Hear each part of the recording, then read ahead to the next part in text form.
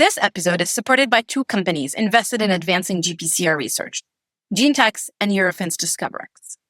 Eurofins DiscoverX provides the assay infrastructure serious GPCR programs depend on, validated, scalable, and built for decisions that matter from early discovery through regulatory review. And GeneTex is raising the bar on GPCR antibody reliability through rigorous validation and open community engagement with you. Their catalog is growing, and your free sample request is welcome. Links to both in the show notes. And now let's dive into this episode. Hello, everyone. This is Yamina from Dr. GPCR, and today I'm very excited to have with me Dr. Tore Bengtsson, and I got it right. Yes, you got it. And I'm happy to have you on. For those of you who don't know, we've been chasing each other and keep on postponing this podcast episode, but I'm very excited to finally be able to have a conversation with Tore. Thank you so much for joining me today. Thank you. I'm so happy to be here. I'm very excited to have you on. Let's start at the beginning. Could you please introduce yourself, tell us who you are, and what is it that you do? Yeah, so I'm a professor in physiology at Stockholm University.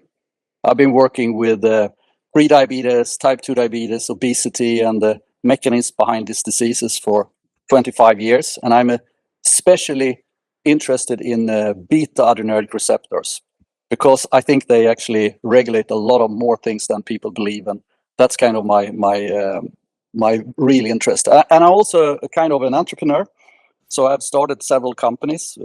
One of the companies is called Therapeutics. Has nothing to do with beta-adrenergic receptors, but it has to do with how you actually digest food. So I could talk about that on another time. But here I also started a company called Atroge, which actually are trying to take the knowledge we have from the lab and translate that to actually a completely new drug based on beta-2 adrenergic receptors. And that's what we're doing. And we have really actually been in phase 1 already. And I'm so happy about that. And it was nice in phase 1. So we're going for a phase 2 now.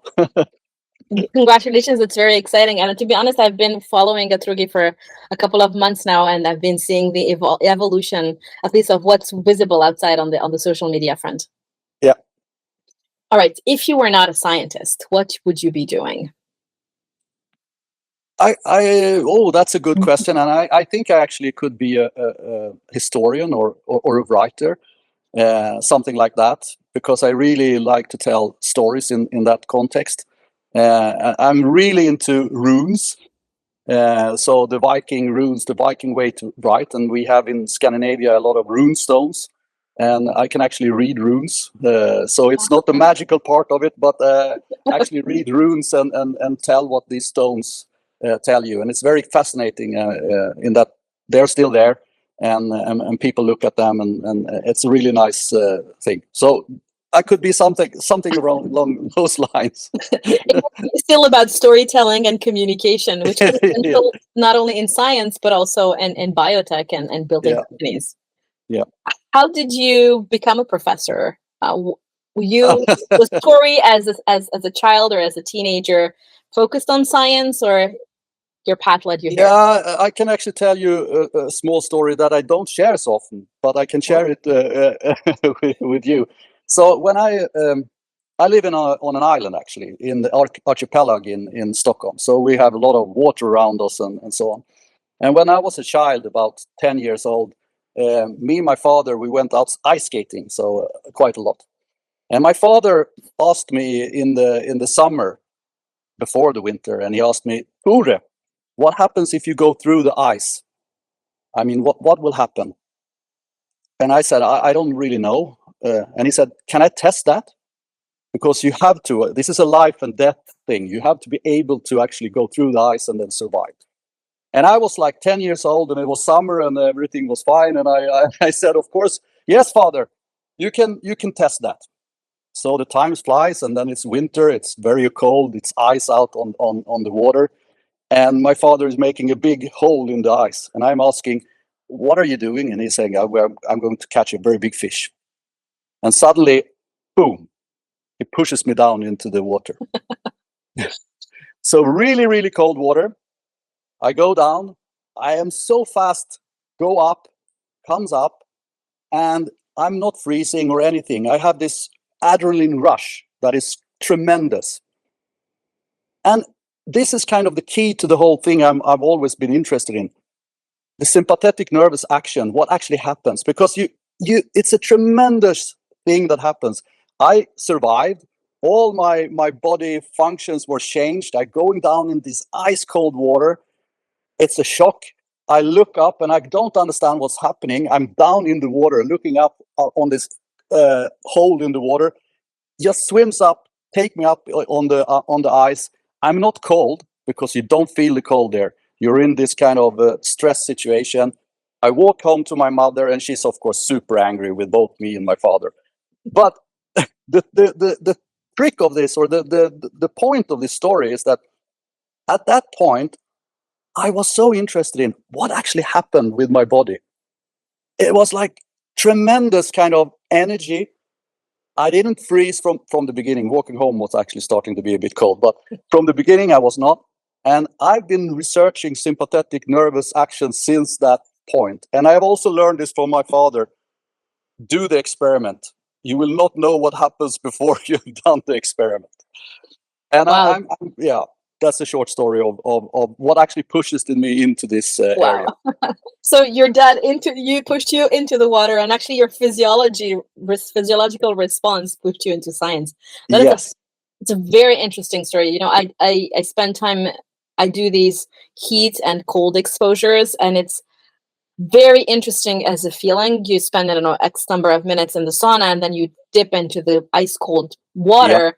And that moment, that clarity, but that shock as well, is such a unique feeling. And Exactly. the secret, at least for me, is not to think about it. It's just to go. Yeah, and I got help from my father, so that was okay. And and of course we do a lot of sauna and stuff like that, going down in ice cold water in Scandinavia, and I think it actually is very interesting. And I've been researching brown fat for a very long time, actually seeing how you can start brown fat and regulate that, which actually then causes warmth. And I think that was one of the part that helped me when I was in the water. And I think this is super interesting. So my kind of focus has been, how does the sympathetic nervous action actually do this? And I've been researching brown fat and how to turn on brown fat, and I've been researching muscle and muscle physiology.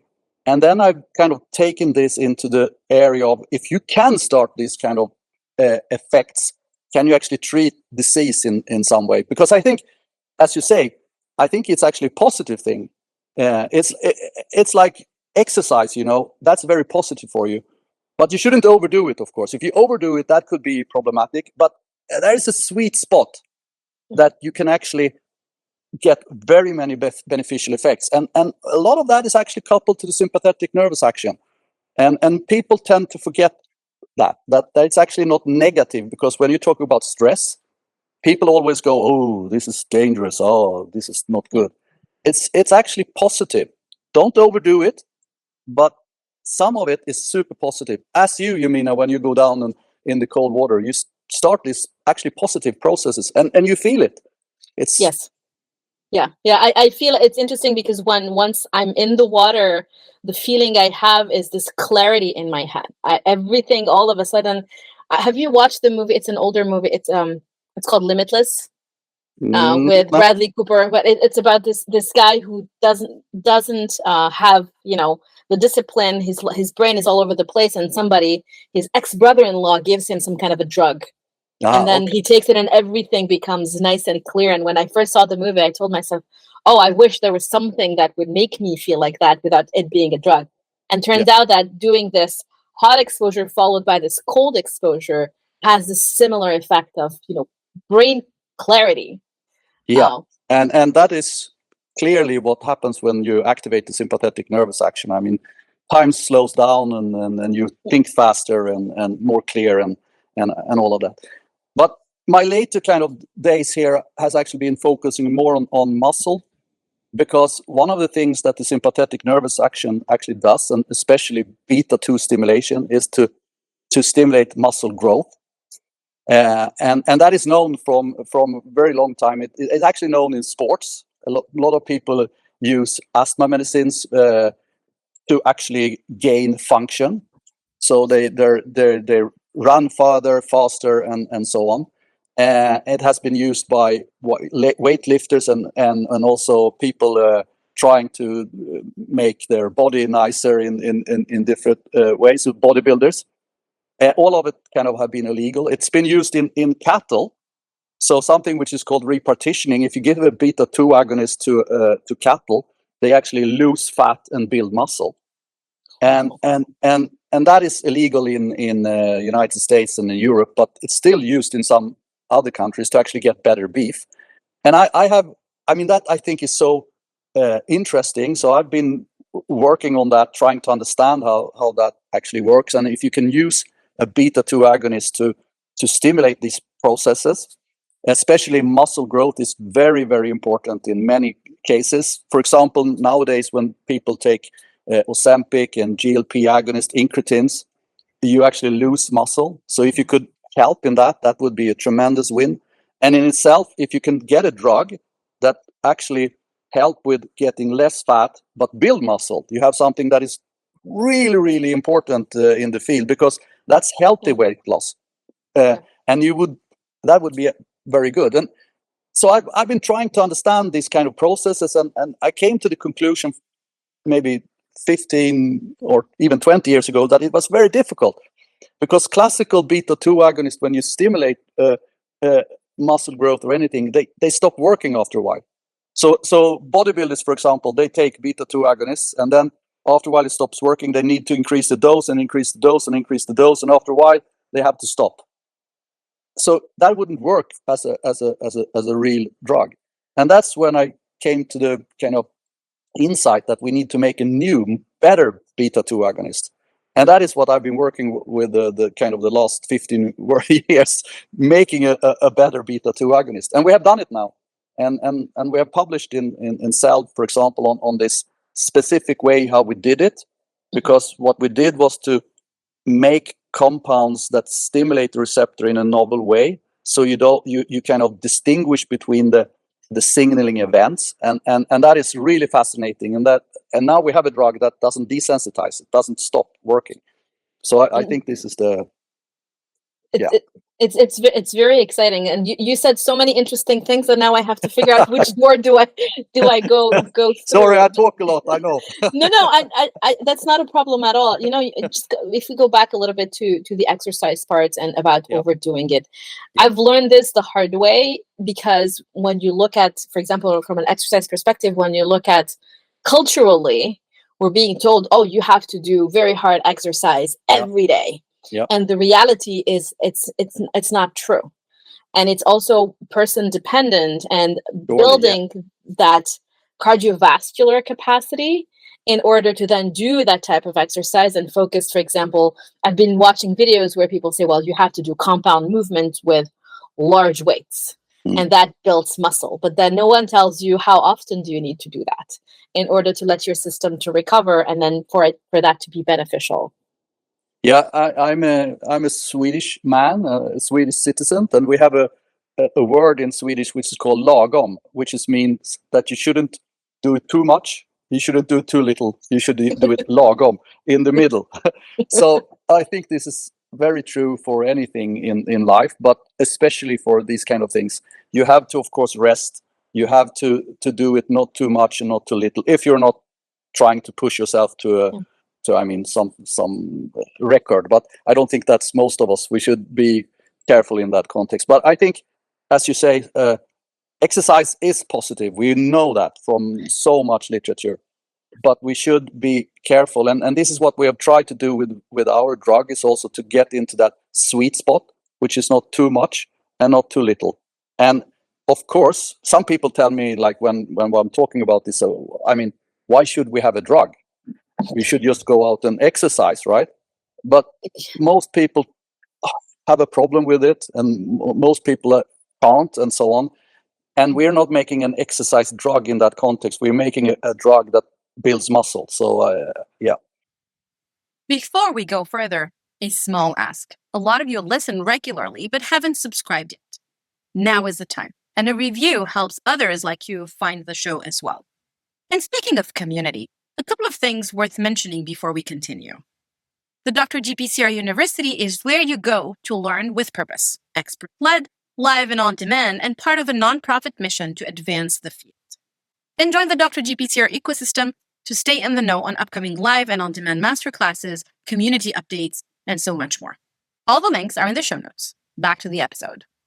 Yeah, and to your point, and it's easy to say, oh, eat less and exercise more, and then you'll lose weight. But then if depending on how your physiology is, there is that need to kind of figure out for yourself and figure out what is the optimal protocol for your own body. Yeah, surely.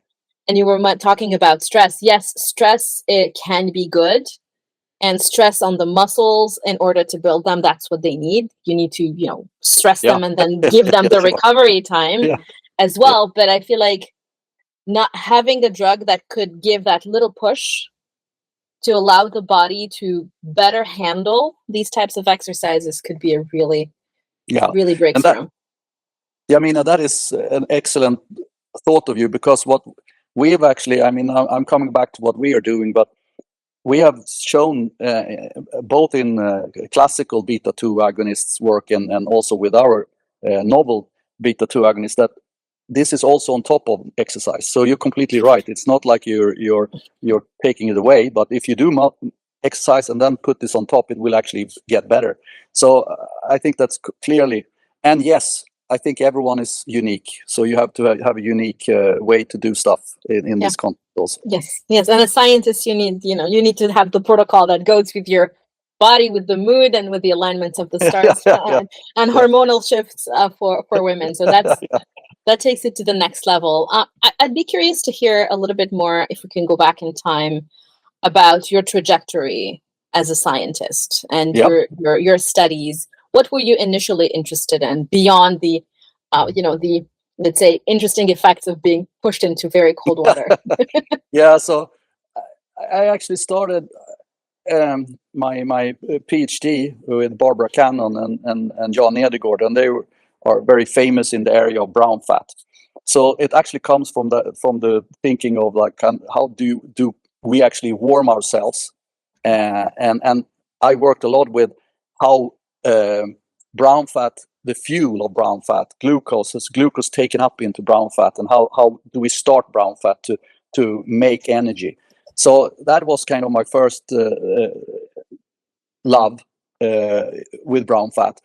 But then I've always been interested in muscle. So muscle and brown fat sounds very far away, but they are actually very close, which most people don't kind of get. But they are close because both of them are used to kind of use energy in some context, and they kind of stem from the same kind of stem cells also. So muscle and brown fat. So then I started to be very interested after having done my PhD.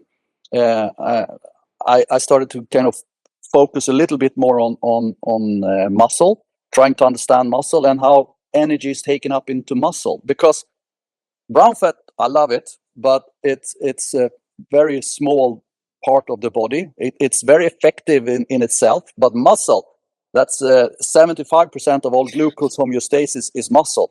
So if you can do anything on muscle and muscle growth, that has tremendous impact on the body, and especially in type 2 diabetes or obesity, where these mechanisms are not working correctly.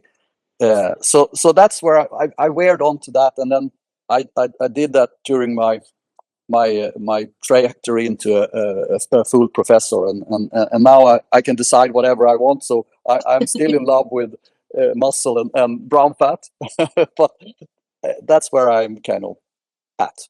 That's so interesting. I was reading a snippet this morning. There was a paper published in Nature Metabolism where they looked at the timing when a child is conceived during the year and how much cold it is. I don't know if you've seen that, and the ratio of brown brown fat when they're born. And I thought it was very interesting. So children conceived in the colder months had more brown fat.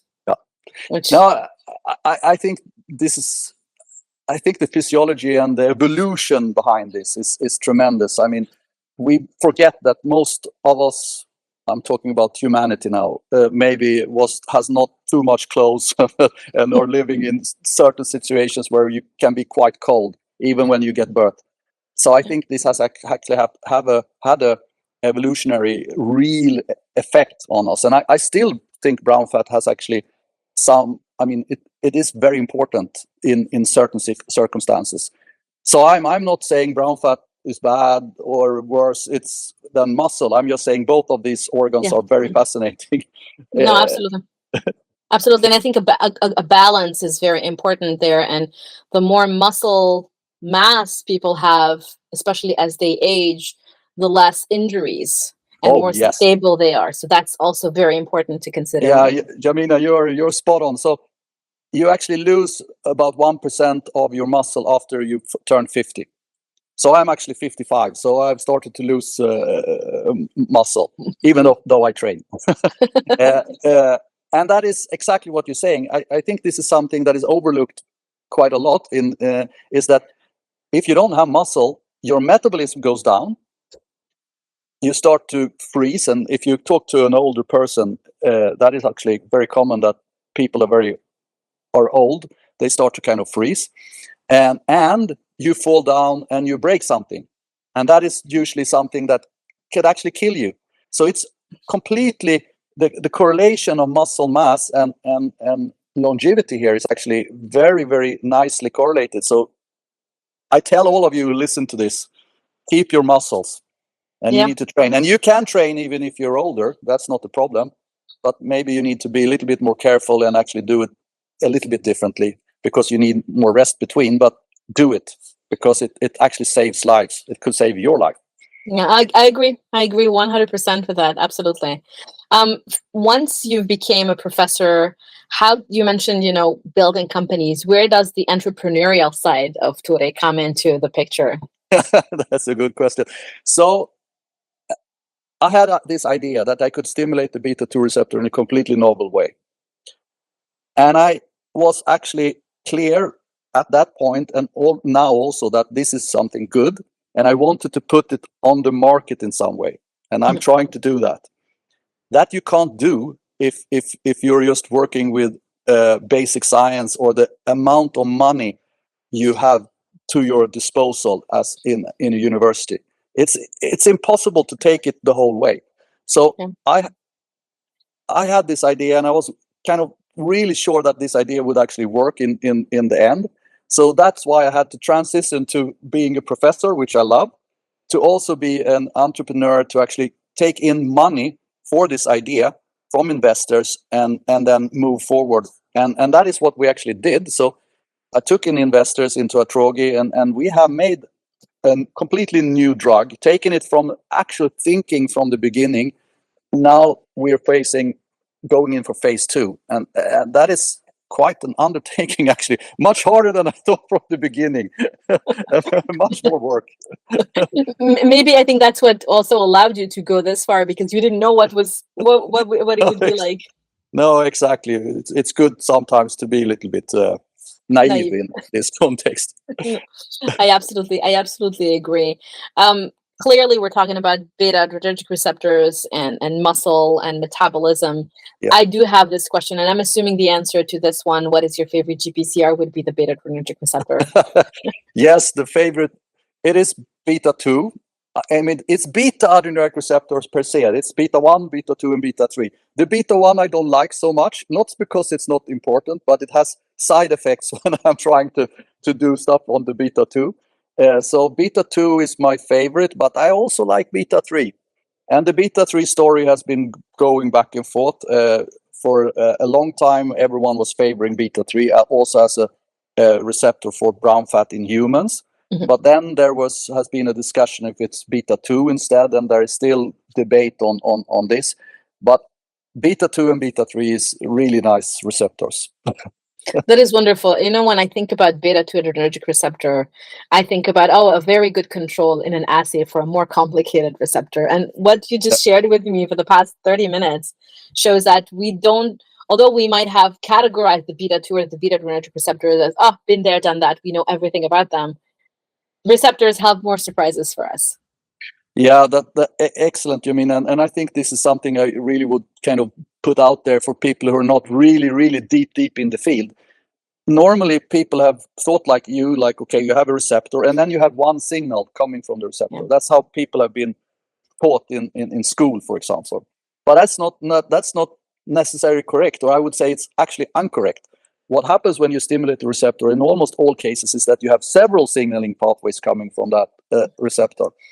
And that is really fascinating, because that means that you can manipulate the receptor in a way to then favor different signaling events. And that is what we have been working with for a long time. And that is what makes it still so interesting, because if you can use one single receptor and get different physiological outcome with different compounds, you have something that is super broad and could be used for many different diseases and effects. And this is why I love Beta-2, and we are just scratching on the surface, actually. So not people believe it's an old thing, it's actually new things. No, I agree with you about the fact that, you know, you activating the receptor doesn't mean activating one signaling pathway.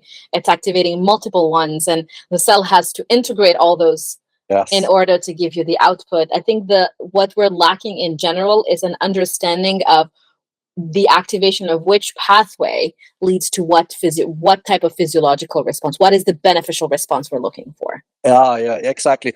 And I mean, I will make it even more complex, and I think you're already there. But just for kind of making the context, yes, you have a signal, and then there are many signals coming out, and then you can favor them and so on.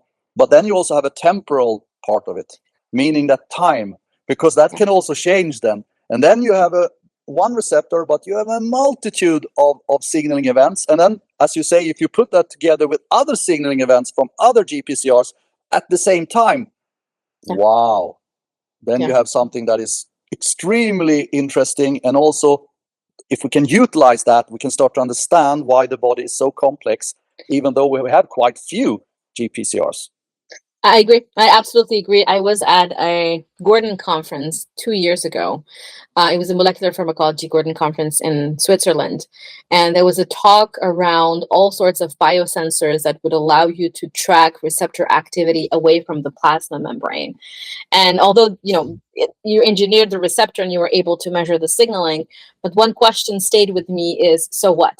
What does that mean physiologically? And that's the type of research that needs to be done in order to really understand and find those nods and say, well, at this moment in time, after X minutes, you know, assuming of stimulation of this receptor, this is the picture we're getting, and this is the beneficial picture that we want to put together for a positive physiological response. And we're not there yet for all the receptors, but the closer we get for some of these, the better. Oh, I love it, Jamina, because that's where I am. I mean, this is why I'm thinking this is so fascinating. And we actually being able, so we actually have, I can tell you, we have actually 1,500 compounds. So it's not just one compound. We have 1,500 compounds which we have made that stimulate the receptor in different ways. So you can actually start to do that. And that is my ultimate goal, to understand, okay, if we do this and start these signaling events, what actually happens in the physiology, and how can you use that for medical purposes. And we are getting close to actually do that in a very good way. So I love it. I really, I think this is fantastic. And you're there already. And I think we all should kind of push in that direction, because that will help us a lot in this area and in this industry also. I agree. And I find this fascinating. You said 1,500 compounds, and my brain already went to beautiful dose response curves across different signaling pathways, which gives me goosebumps. Yeah, exactly. So the other question I had for you is, in general, you know, you're a professor. I'm assuming you have a team. You're also an entrepreneur. How do you, and you have a family life, how do you manage your time? How do you juggle it all? Yeah, you should ask my wife. So I have 4 kids. I'm running 2 companies, maybe 3, and also a professor. Yes, it's a little bit of maybe hubris, or what do you say that in English? Yeah. But I'm working quite hard. That's for one thing. It's not like I'm not thinking about things always. I try to focus very hard when I'm at home with the kids and my wife, but sometimes I have to switch to work because it just happens, like you have to do something. But then I'm very careful of saying that now I'm in work mode and not trying to kind of be fluffy about it. And I'm also trying to be very focused when I am at any kind of work. And my base is thinking as a professor. I want to be able to have new ideas and push them forward, and that is the kind of the beauty of being able to decide yourself what you want to do. And I think that is what more people should strive for, to be in a position where you can actually not be told what you're going to do, but actually decide yourself what you want to do. And you don't need to do it only in your profession. You can do it at home or wherever, but be the person who actually drives, not being anywhere else in the driving seat. This speaks so much to me, because oftentimes, well, I juggle a lot as well, and when people ask me the same question, how do you do it? And I say I don't know, because I love what I do and I try to find ways to get organized. But for me, the baseline is family, exercise, sleep, and the sauna and the cold plunges, because that's what keeps me sane. And to your point, having the ability to be in the driver's seat and saying, no, this is what I want to do and this is how I want to do it, is very powerful. And it's something that comes with, I want to say, experience, age as well, confidence that you build over time. And I think it's very important for the younger generation to start thinking about it now, not yesterday. Now, I wish someone would have told me this 20 years ago. You can be in the driver's seat. Yeah, but it's scary also to be in the driver's seat, right? I mean, yes, because if you turn wrong, then you turn the wrong way. I mean, it's just, yes. But you only have yourself to blame, and there's it can be, it's a different type of stress. But depending on where your mindset is, for me, it's hard, but at the same time, I'd rather deal with this type of stress than dealing with the stress where I don't have control. True, and I think we're coming back to the stress point, where stress is a weird word, because people normally take stress as something bad. But what we're saying here together is that, again, some stress is actually good for you, because that pushes you to move things and this is my point. Stress is bad if it's over too much, then it starts to hinder you. But stress can and is positive to some extent in this. And we should kind of redefine the word stress to be something else. There is, like, people are saying positive stress, but I would like to invent something new. I haven't done it yet, but maybe you can help me, Yamina, come out with some good word there. But that's how I'm feeling, because I don't think it's the same thing. It's. I agree. Yeah, I agree. I think, and to your point, if we go back to what you were mentioning about GPCR signaling and timing, I think the length or the amount of time under which you're under, let's say, I'm going to use air quotes, which I don't usually like to do, stress, that also is not beneficial. You need that cortisol spike in the morning to get you out of the bed. Yeah, otherwise you just go stay on. Exactly, but you don't need the 8 p.m. cortisol stress spike when you have to start preparing for the evening and going down for to rest for the next day. So it's really, and it's very difficult, because when you're juggling all of these activities plus the family, and also while being in the driver's seat, it takes a mindset shift that allows you to control the environment and say, no, I am in control. It is not easy, but I am in control, and that's what matters to me. Yes. Excellent. That's how I think about it. Any aha moments that made you fall in love with science and research? No, I mean, the aha moment was when my father put me into the water, cold water. But I've had a couple of these aha moments in science where I fall in love with science, but when I have understood that I have something that is important and actually you can maybe build a company around or something like that. And one of the things that happened when I actually came to this idea that I could make a compound that could make muscle growth and not have all of these side effects that you're talking about normally with beta-2 receptors and this desensitization was an experiment one of my doctoral students made. And she came out into me and said, like, yeah, I made this experiment and we have glucose uptake with this compound here, but we can't see much of, or even nothing with cyclic EMP. And cyclic EMP has always been said that it must be there to get the glucose uptake. So she said, like, yeah, it was really bad. I'm so sorry. It didn't work. And she was almost crying actually because it was so. I mean, she thought that the experiment was gone wrong. And I was like, yeah, but if it's not gone wrong, well, maybe you're actually right that there is very, very little cyclic AMP, but you still have the same glucose uptake with this compound. What if it's true? And it was actually true.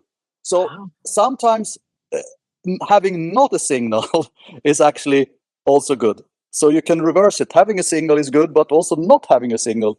And that kind of flipped the switch in my mind. And that's where I thought, wow, here's something that we can actually work with.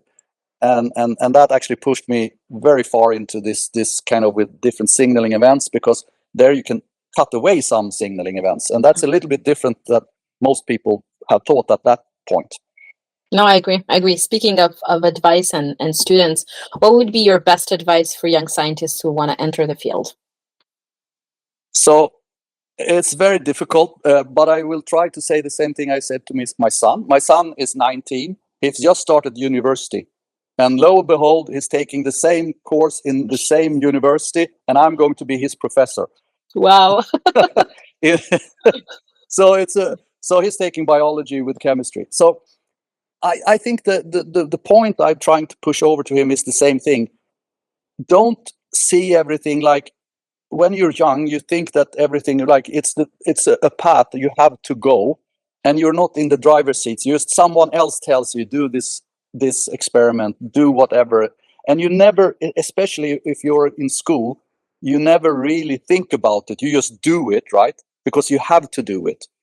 You have to revamp your brain into being like, okay, what does this actually mean? And it needs to come from your inside, your head, thinking, okay, do I understand this? You have to be in the driver's seats of your thoughts, not someone else. And that is very, very difficult. And it takes a long time for people to get out of that from school, because school teaches you have to do it like this. And they have normally not a clue why they are doing the experiment. And I was the same, of course, but you have to switch. You have to switch to be in the driver's seat and understand that some things are interesting to think about, and start to think about it. Yeah. And if you start really to think about it, why, how, then something happens in your brain. And this is how I'm trying to tell everyone. Try to get out. You're not a victim. You're the person who drives.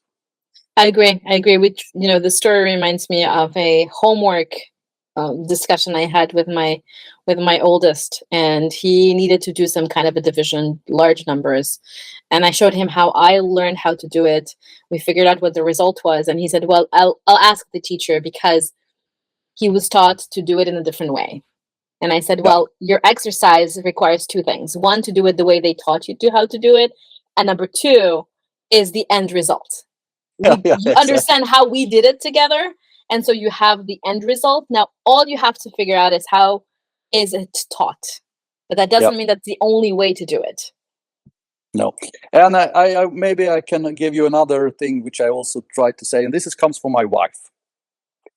So my wife Lotta, she's lovely. She she is more not a scientist, and she always tells me, Tore, it doesn't matter if you know math, chemistry, if you're really good at this. The only thing that matters is to understand how other people think.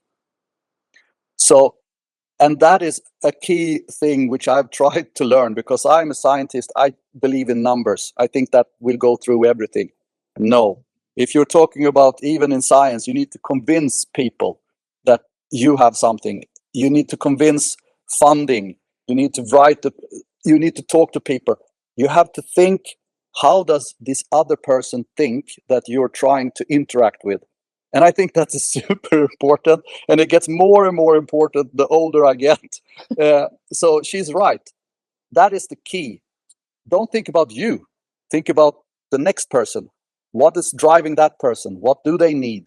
What are they looking for? What is the kind of the key? And then you can push through and be in the driver's seat, because then you can actually decide what you want to do and get help from people. And I that is agree. very important.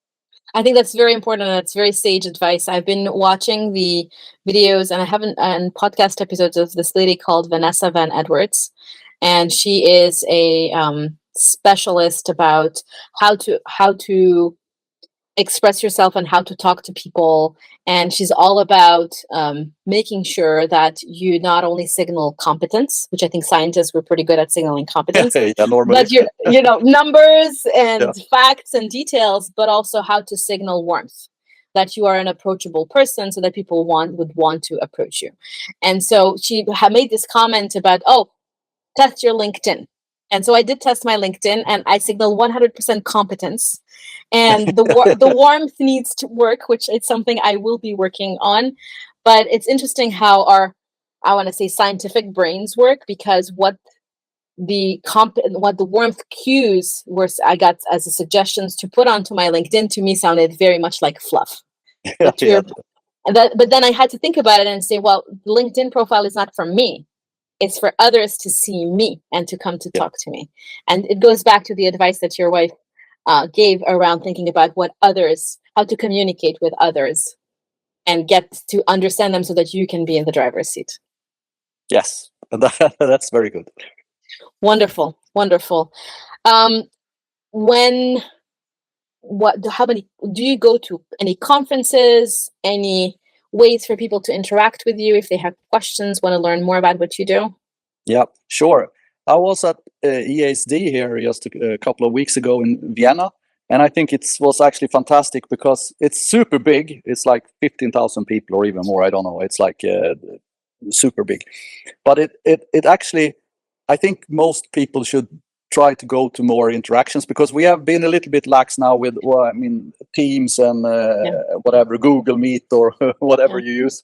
It's so good to actually interact with people, and I'm very, very stoked on actually doing that. And I think the main thing I came about with in this meeting was it's very focused on incretins right now nowadays. Yes. Everything is kind of incretin based, and I think what I will kind of end with in my view is like incretins is stopping you to eat. That's basically the mechanism, that you don't want to eat anymore. Yeah. And there are two ways to treat metabolic disease: either the energy in or the energy juices. So how you use the energy. And energy in is a lot of functions from the incretins, but actually increasing metabolism is very little.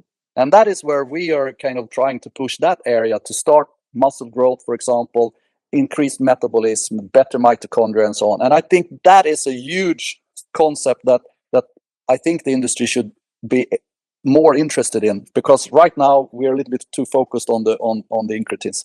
So of course, if anyone wants to talk to me in any conferences, just come up and talk to me. I'm quite friendly in that way, I think. Absolutely. And to your point, I think you make a great point. I think the focus on incretins is huge and remarkable, but it's not only I think I can talk only for myself. When it comes to, decreasing appetite is one thing, but you do need to increase that metabolism and that movement, and you need that energy to be able to then build muscle. Yeah, because yeah, exactly. And it's not just that. And this is something people forget or don't talk about much. If you take incretin, you stop eating or reduce your eating, your energy levels are not very high. You don't want to train. You don't want to socialize. You don't want to eat. And that is also something that is bad when you socialize. And you actually can have problems with other things you're doing with your wife and so on.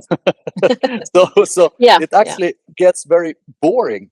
So I think the balance between energy intake and energy output is extremely important. And that's why I'm working with the sympathetic nervous action because that actually makes clarity, higher muscle, more life. Yeah. Not less life, more life. And I agree with you. And I think with that comes really that positive rebalancing of hormones in general within the body, with more exercise, with more activity, with yes, exactly. Yeah. And the human body is just phenomenal when it comes to rebalancing. And I think having, for example, starting to exercise more regularly and figuring out what type of exercises are good for you, there's this transition time, and after a while the body balances itself out, and then you suffer for a couple of months while your body gets used to the load and to the exercise, and after that it's a smooth sailing. And having that little extra push to help move things toward the right side of the scale can be very interesting and beneficial.